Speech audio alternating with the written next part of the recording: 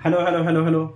बच्चा, क्या आवाज़ मेरा जा रहा है? आप लोग सही से देख पा रहे हैं? तो चलिए, जो 35 तक हमारा कंप्लीट हो गया था, पार्ट 2 आ चुका है।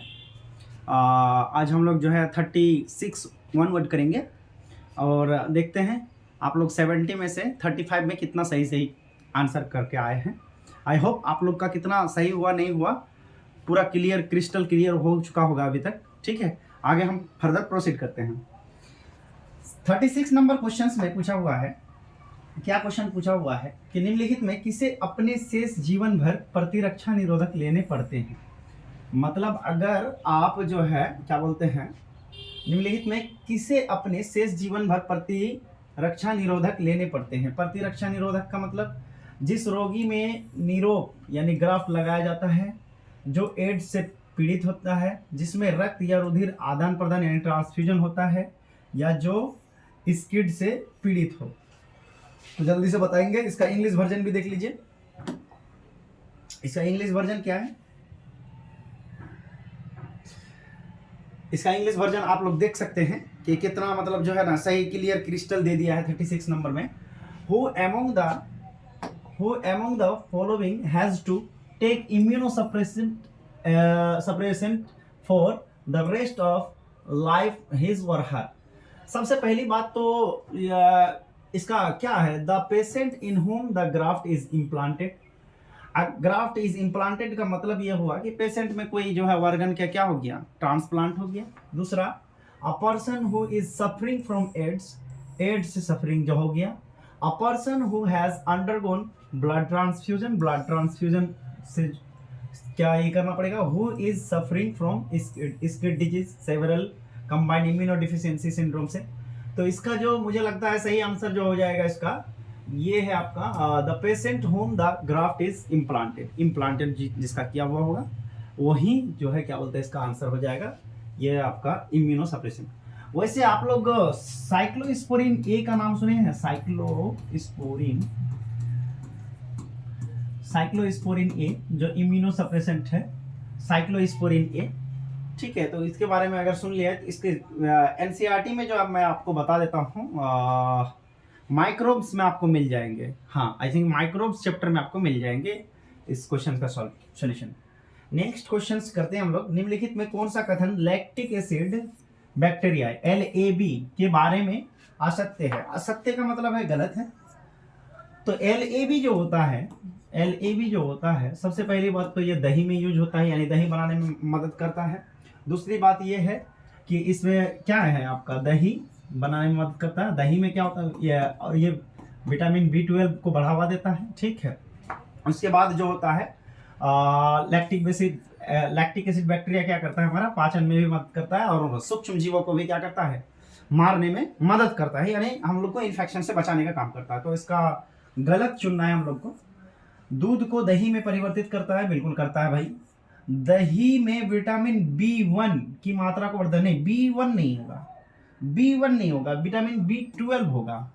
तो गलत बोला है, तो गलत तो यही हो गया, तब तो आगे जाने की जरूरत नहीं। फिर भी जान लीजिए, पेट में सूक्ष्म जीवियों द्वारा उत्पन्न होने वाले रोगों को रोकने में मदद करता है, बिल्कुल सही जवाब है। LAB यानी लैक्टिक बैक्टीरिया लैक्टिक अम्ल उत्पन्न करता है। हाँ सही बात, बिल्कुल सही जवाब। तो B नंबर इसका आ सकते ऑप्शन दिया हुआ है, 37 का हो जाएगा आपका B नंबर। ठीक है, नेक्स्ट क्वेश्चंस में हम लोग चलते हैं। नेक्स्ट 37 के बाद हमारा 38 आ जाएगा, 38 आ जाएगा। ठीक है, 38 आ जाएगा। अरे भाई 38 हाँ तो गया। हाँ, 38 में क्या है, 38 में क्या है कि which bacteria is responsible for the presence of large hole in Swiss cheese। तो स्विस चीज में लार्ज होल के लिए कौन सा जो है एकदम बैक्टीरिया रिस्पॉन्सिबल है? ये बच्चा ने बिल्कुल सही जवाब किया है, लेकिन प्रोपिनोई बैक्टीरियम सैरमानी। ठीक है, ये आप लोग नहीं पढ़े हैं अभी तक। ये आपको जो है क्या बोलते हैं माइक्रोब्स में पढ़िएगा आप लोग। माइक्रोब्स एक चैप्टर है आप लोग का, माइक्रोब्स इन ह्यूमन वेलफेयर,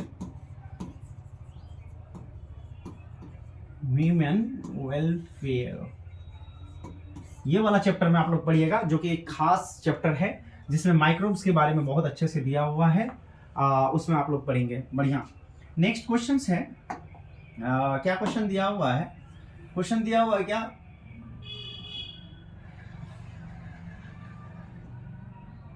अच्छा चलिए ठीक है, यहाँ तक क्वेश्चन इसका दिया हुआ है। क्वेश्चन क्या दिया हुआ है कि मिथिनोबैक्टीरियम के बारे में क्या आ सकते हैं, फिर से गलत पूछ दिया है, आ सकते हैं। तो बेटा मिथिनोबैक्टीरियम आप अगर क्लास 11th का थोड़ा सा बायोलॉजिकल किंगडम पढ़े होंगे, बायोलॉजिकल क्लासिफिकेशन, तो आपको मिथेनोबैक्टीरियम के बारे में पता होगा, यानी बैक्टीरिया का क्लास उसमें दिया हुआ है। तो मिथेनोबैक्टीरिया होता क्या है एक्चुअली? ये तो गोबर में पाया जाने वाला एक बैक्टीरिया है। दूसरा बात है कि इनको मिथिनोबैक्टीरियम कहा जाता है या मिथिनोजीन्स, ये जो ई होता है, ठीक है। और ये कहाँ पे पाया जाता है? तो गाय के रोमिनेंट में पाया जाता है ना, रोमिनेंट में पाया जाता है। दूसरा बात है ये कि ये जो है CH4 मीथेन गैस को रिलीज करता है। ये क्या करता है? मीथेन गैस को रिलीज करता है। तो इसमें गलत चुनना है आपको।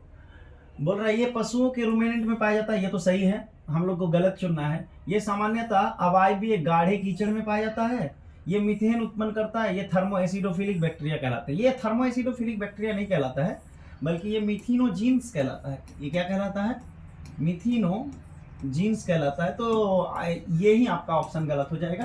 दैट मीन आपका इस 39 का क्वेश्चन का आंसर हो जाएगा आपका थर्मोएसिडोफिल्स बैक्टीरिया। थर्मोएसिडोफिल बैक्टीरिया नहीं है। थर्मोएसिडोफिल बैक्टीरिया का मतलब वो बैक्टीरिया जो आपको हॉट टेम्परेचर में मिलता है। वैसे बैक्टीरिया का कैटेगरी आपको 3 कैटेगरी पढ़ाया जाता है, एक थर्मोएसिडोफिल्स, एक हेलोफिल्स और एक जो है मार्शी एरिया में पढ़ाया जाता है, ठीक है।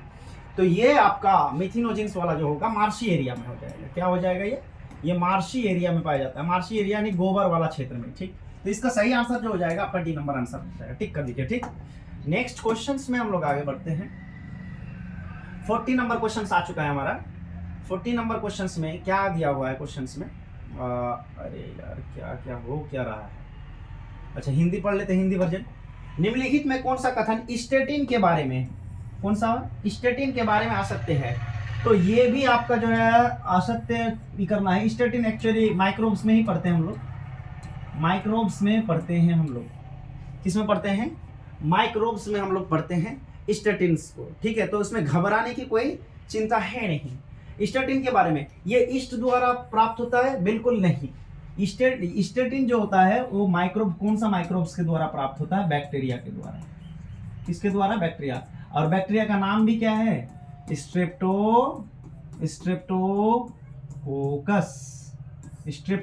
से ही ये प्राप्त कर दिया जाता है, ठीक है। यह रक्त कोलेस्ट्रॉल स्तर को कम करता है। जी बिल्कुल, ये ब्लड कोलेस्ट्रॉल को लॉरिंग एजेंट लोअर करता है। यह कोलेस्ट्रॉल संश्लेषण के लिए उत्तरदायी एंजाइम का स्पर्धा निरोधन करता है। इसे ट्राइकोडर्मा पॉलीस्पोरम, बिल्कुल सही जवाब है, ट्राइकोडर्मा पॉलीस्पोरम द्वारा उत्पन्न किया जा सकता है, ठीक है। तो ये आपका जो आपका ये वाला है 40 नंबर में आ सकते वाला, तो ये आपका आंसर हो जाएगा, ठीक है। ट्राइकोडर्मा पॉलीस्पोरम से ये प्राप्त किया जाता है।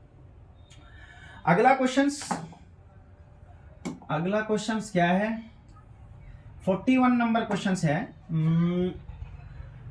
41 ना, which of the following produce butyric acid? तो ब्यूट्रिक एसिड कौन सा हो जाएगा? इतना बड़ा बात नहीं, कोलेस्ट्रम ब्यूटिलिक, ठीक है। कोलेस्ट्रम एस्पराजिलस नाइगर से क्या हो जाएगा?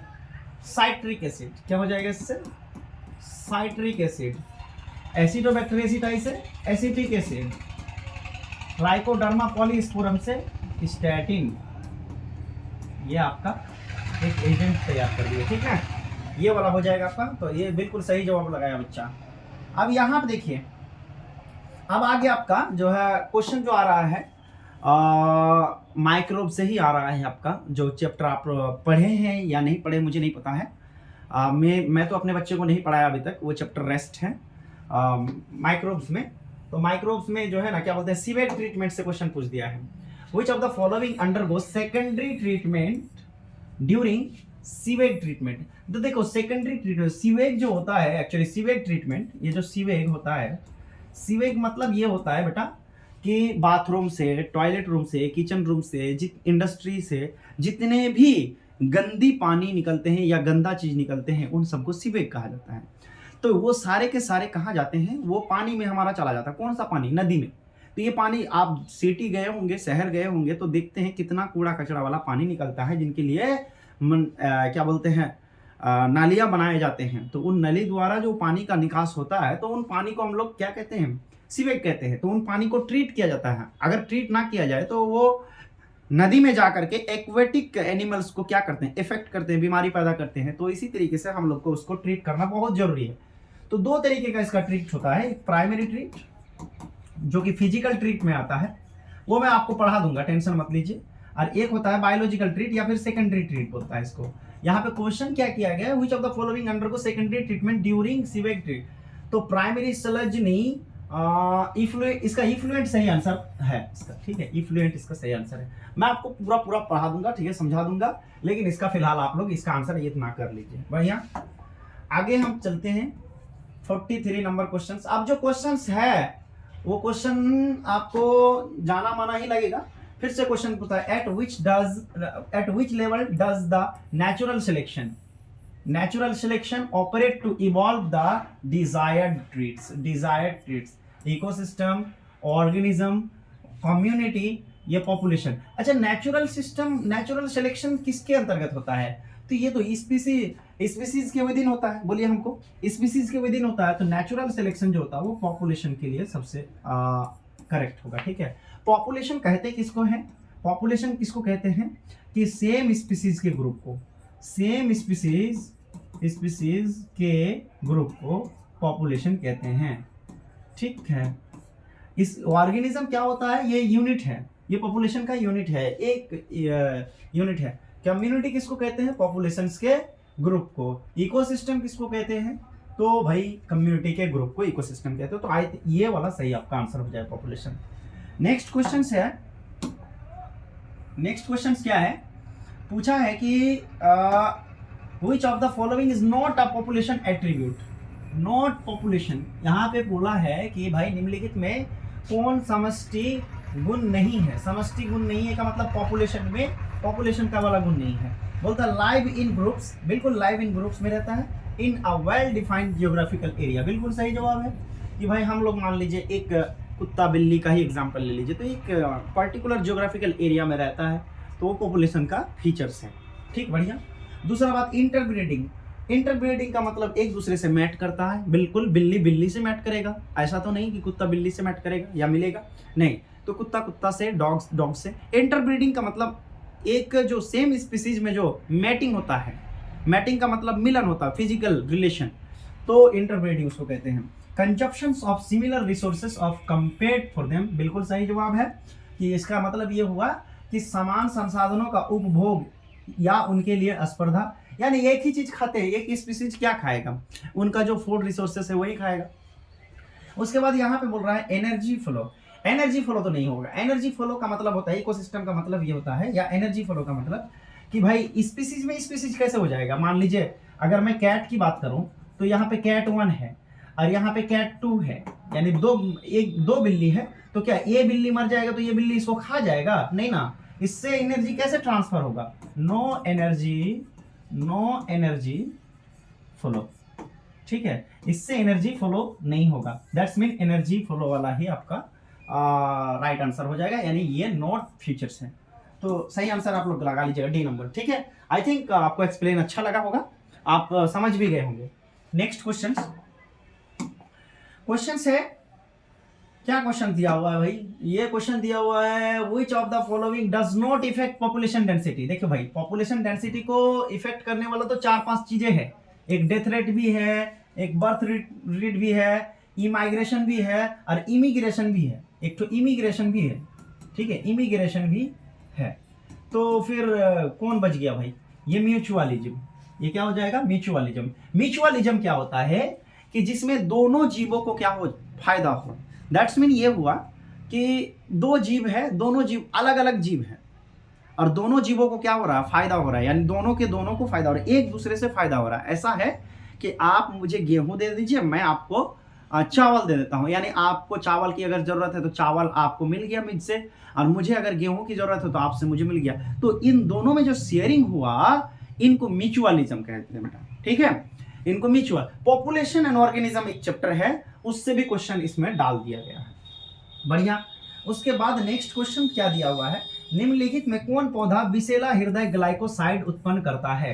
तो ये विषैला जो होता है हृदय के लिए ग्लाइकोसाइड वाला, ये कैलोट्रोपिस करता है। ये कौन करता है बोलो हमको? ये कैलोट्रोपिस करता है। इसका एक्सप्लेन नहीं दूंगा। ये एक जो है ना पॉइजन इसका ये करता है, जो हार्ट के लिए जो है ये होता है, पॉइजन होता है। बढ़िया। उसके बाद जो है हम लोग यार यहाँ पे क्वेश्चन, हाँ ये 46 का था, ये 47 आइए 47, ये कैलोट्रोपिस मार दीजिएगा आप लोग। 47 नंबर क्वेश्चन क्या पूछा है यार? पूछा क्या है? Which of the following species become extinct? कौन सा स्पीसीज गायब हो जाएगा after the introduction of God, बकरी के लाने से, इन ग्लैपागोस आइसलैंड। ग्लैपागोस आइसलैंड में तो डार्विन थे, डार्विन ने ही इसका जो है ये किया था बढ़िया से, HMS बीगल नाम का एक जहाज लेकर के। अब यहाँ पे पूछा है कि कौन सा स्पीसीज जो है गायब हो जाएगा। एबिंगडॉन, फ्लेमिंगोज, बैलनस, वार्बलर्स, ये क्या है? तो दिया हुआ नहीं है, तो इसमें क्या है? एबिंगडॉन का मतलब होता है ये तो टर्टल का जो है ये है स्पीसीज है। कछुआ जिसको कहते हैं हम लोग, कछुआ पानी में पाया जाने वाला। और इस क्वेश्चन को पेंडिंग में रहने दीजिए, इस क्वेश्चन को पेंडिंग में रहने दीजिए, पेंडिंग रख दीजिए इसको। ये तो क्वेश्चंस बड़ा अजीब क्वेश्चंस है, देखे नहीं है, एनसीईआरटी से कहाँ से आ गया भाई?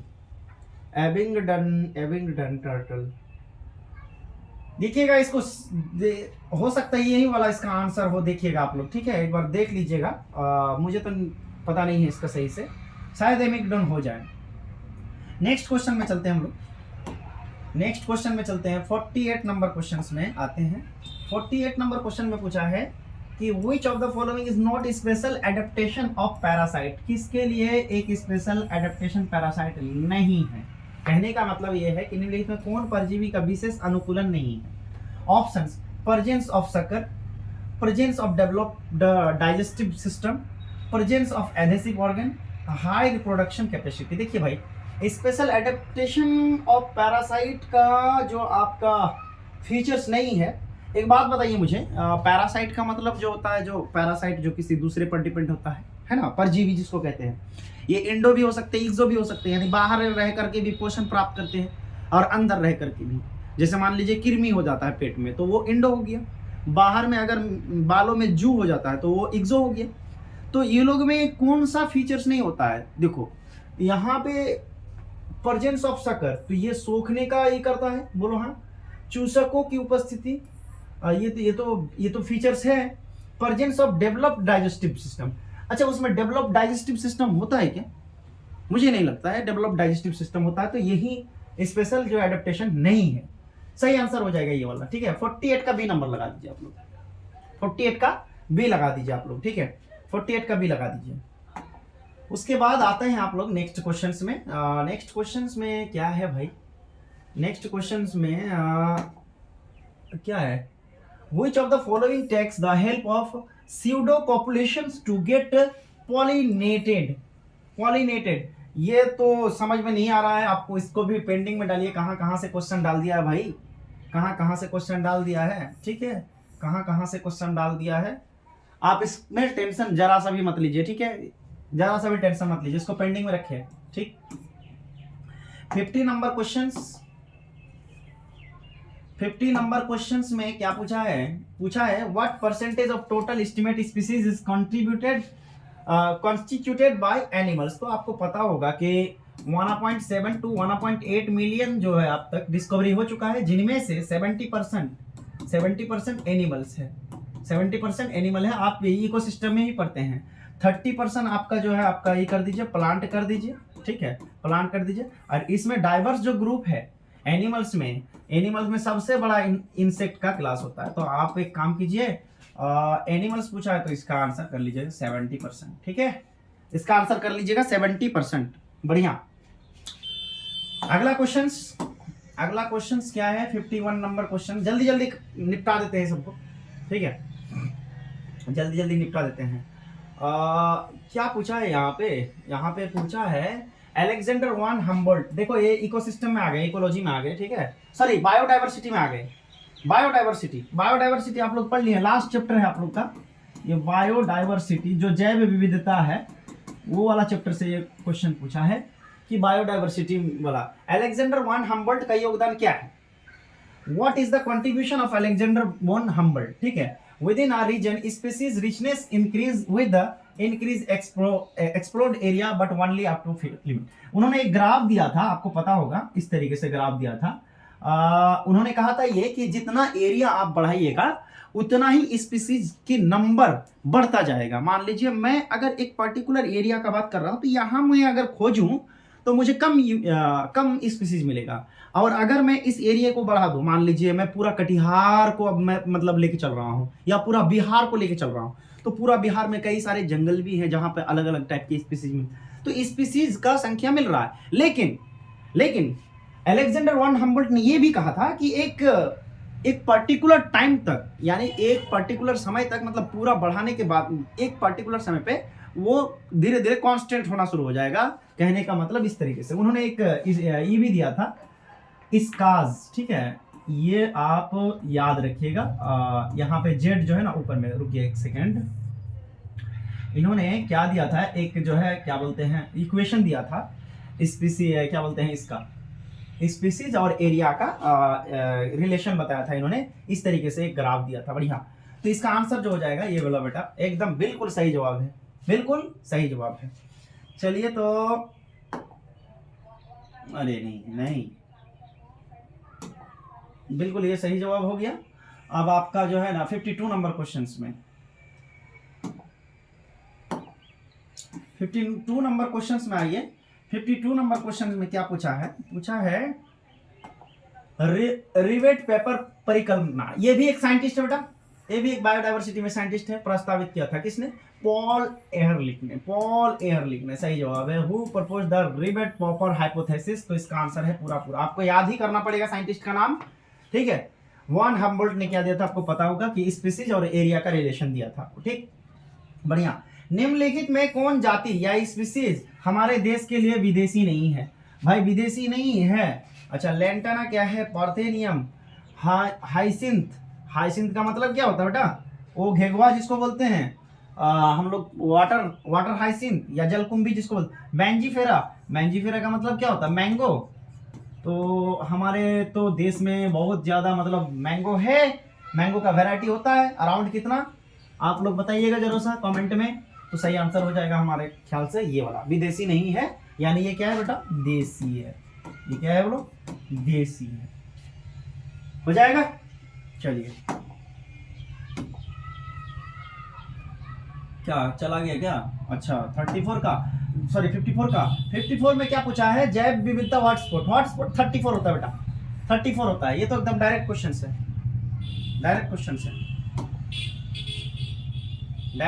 है। 55 का पूछा है which of the following both species are harmed. अच्छा बताइए हमको, स्पीसीज हार्म्ड कहाँ पे होता है। अगर मैं आपको बात करूं तो म्यूचुअलिज्म में क्या होता है कि दोनों को फायदा हो रहा है, इसको भी और इसको भी, ए और बी की बात करूं तो मैं।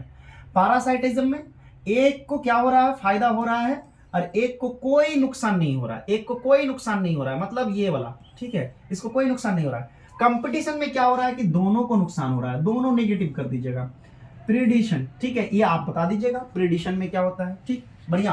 तो इसका सही आंसर जो हो जाएगा, दोनों को अगर हार्म हो रहा है तो कंपटीशन में हार्म हो रहा है। कहां पे हार्म हो रहा है, दोनों को नुकसान कहां पे पहुंच रहा है, कंपटीशन में, बढ़िया। उसके बाद उपभोक्ताओं के द्वारा नए कार्बनिक तत्वों का निर्माण की दर को क्या कहते हैं। भाई उपभोक्ता जब आ गया तो उपभोक्ता का मतलब क्या हो जाएगा, बोलो हमको। उपभोक्ता का मतलब कंज्यूमर्स का मतलब हेटीरोट्रोप्स पढ़ा दिए थे बढ़िया से। हेटीरोट्रोप्स जो दूसरे के ऊपर निर्भर करता है, यानी उपभोक्ता कंज्यूमर्स जो दूसरे के ऊपर निर्भर करता है। तो ये जो कार्बनिक तत्वों का निर्माण की दर जो करता है, ये क्या कहलाता है बोलो हमको, secondary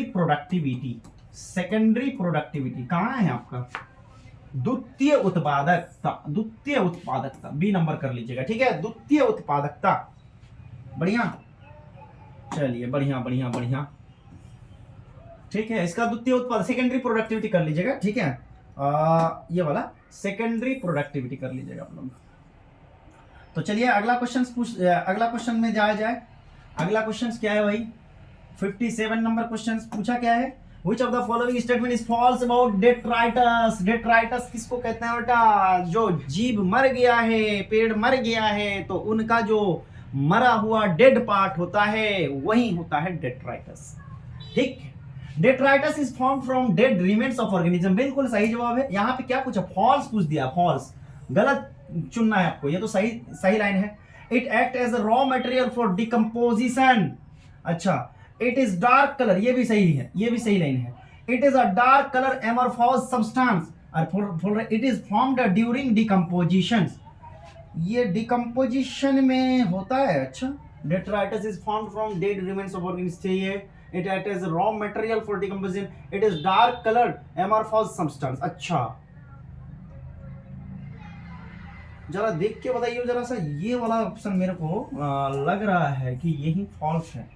it is formed during decomposition, अच्छा ये डिकम्पोजिशन के दौरान बनता है क्या, नहीं डिकम्पोजिशन में क्या बनता है बेटा, डिकम्पोजिशन में नहीं, एक सेकंड, डिकम्पोजिशन में ह्यूमस बनता है, ह्यूमस बनता है, ना कि डेट्राइटस बनता है, तो सही है, यही गलत ऑप्शन है, गलत ऑप्शन यही है, डी इसका लगा लीजिएगा, 57 का डी लगा लीजिएगा, 57 का डी लगा दीजिएगा, समझ में आया, 57 का क्या लगा दीजिएगा, डी लगा दीजिएगा, ठीक है, 57 का। It is formed during decomposition, detritus decomposition के दौरान बनता है कि ह्यूमस बनता है, ठीक है, इसमें थोड़ा सा ई है, लेकिन डी ही मेरे ख्याल से सही, ये वाला और ये वाला, ये दोनों में कंफ्यूजन पैदा हो रहा है। चल खैर देख के इसको बताएंगे बढ़िया से, इसको 57 को पेंडिंग में रखिए अभी तक, फिलहाल ये इसी को हम लोग करेक्ट मान के चलेंगे, ठीक है। उसके बाद जो है 58,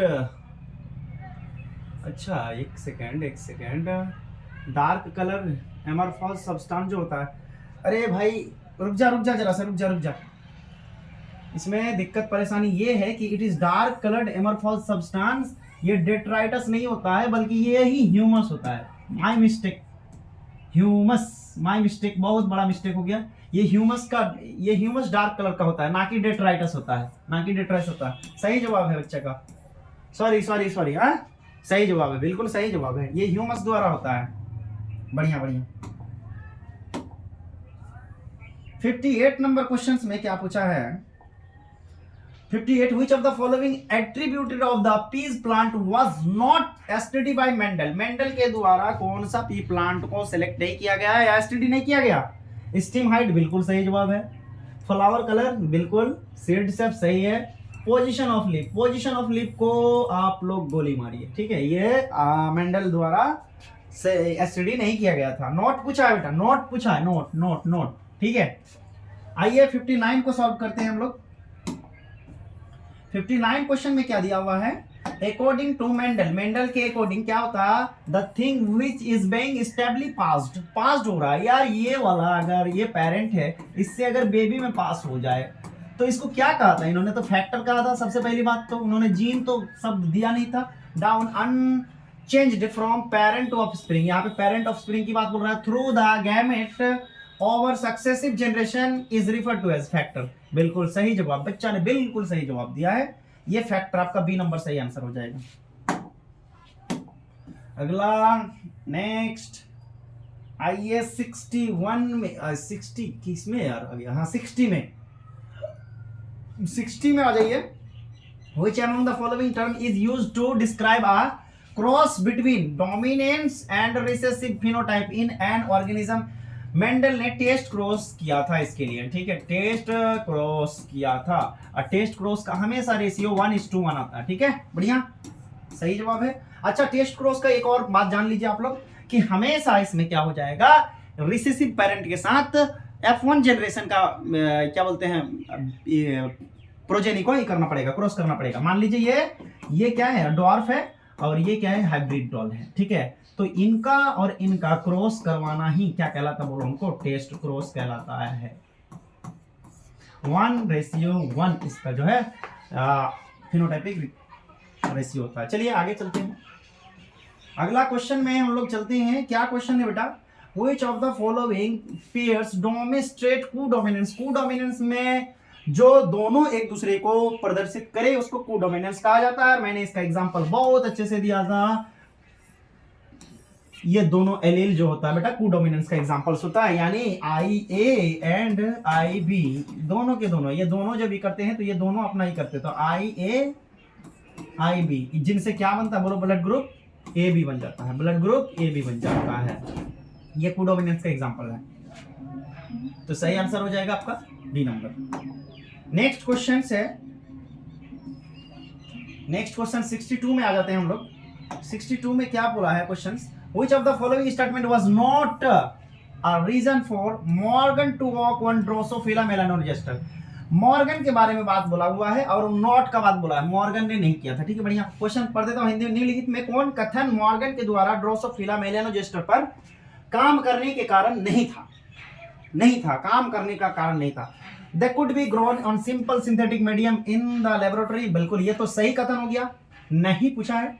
They complete their life cycle in 2 weeks, बिल्कुल सही जवाब, ये भी लाइन, ये सेंटेंस सही है। There was no clear differentiation of sexes in them, बल ये गलत है, ये गलत है, गलत है। जो साइज में बड़ा होगा, जो जिसका साइज बड़ा होगा वो फीमेल है, वो फीमेल है, और जिनका साइज क्या हो जाएगा बेटा, छोटा होगा, वो क्या होगा, मेल होगा। इसमें तो क्लियर डिफरेंस था, यहाँ पे बोल रहा है नो क्लियर डिफरेंस, तो गलत यही हो जाएगा, यानी आपका इस क्वेश्चन का आंसर सी नंबर हो जाएगा। आया समझ में कुछ? अच्छा डी नंबर भी पढ़ लीजिए। Production of large number of progeny flies in a single mating, हाँ सही बात है, सिंगल मैटिंग करने पर बहुत ज्यादा फ्लाइज प्रोड्यूस हो रहा था, ताकि पता चले कि किस में कितना डिफरेंस है। लिंकेज का, इसमें रिकॉम्बिनेशन का, इसी में तो कॉन्सेप्ट देखे थे हम अपन लोग। बढ़िया, 63 आते हैं। 63 में क्या दिया हुआ है, 63 में दिया हुआ है वो पॉइंट द टर्म लिंकेज। अब बात बता, लिंकेज कौन दिया था? बहुत अच्छा, ये सिंपल क्वेश्चन, इसमें तो एकदम पूरा तोहफा मिल गया। Next question, which of the following example of polygenic inheritance.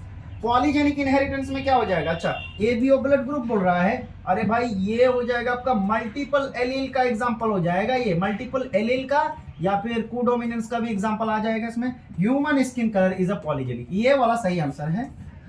ठीक है, ये वाला सही आंसर है, बढ़िया बढ़िया बढ़िया। Flower colour of plant Snapdragon, ये इनकम्प्लीट डोमिनेंस का एग्जांपल है, ये इनकम्प्लीट डोमिनेंस का एग्जांपल है, इनकम्प्लीट डोमिनेंस का एग्जांपल है। ठीक है, और क्या दिया हुआ है? ड्रोसोफिला मेलानोजेस्टर, ये किसका एग्जांपल बेटा? लिंकेज का एग्जांपल है, लिंकेज का एग्जांपल है। क्रोमोसोमल थ्योरी ऑफ इनहेरिटेंस जो दिया था, किसने दिया था जरा बताइए?